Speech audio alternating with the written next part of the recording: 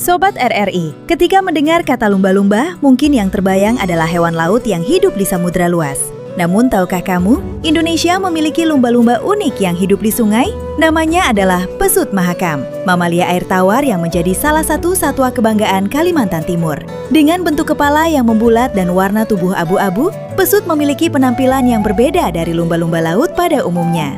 Sayangnya, satwa langka ini kini menghadapi ancaman serius yang membuat populasinya terus menurun.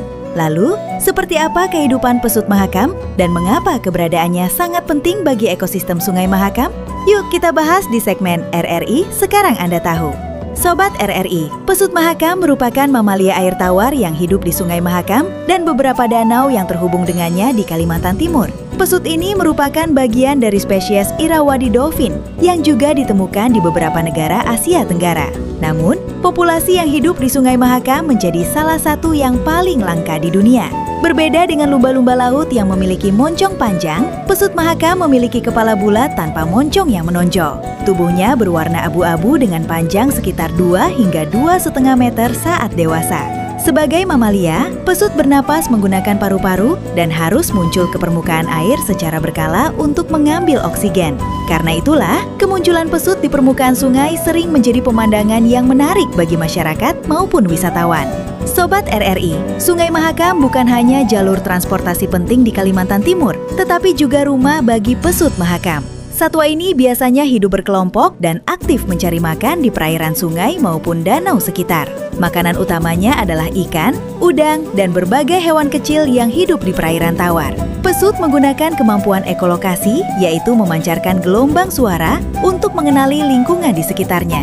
Dengan cara ini, mereka dapat mendeteksi keberadaan mangsa meskipun berada di air yang keruh.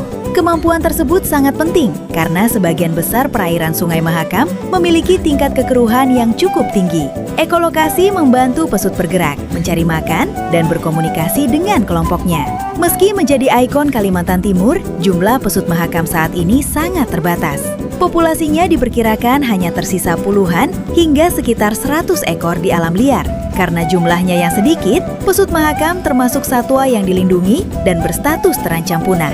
Ada berbagai faktor yang menyebabkan populasinya menurun.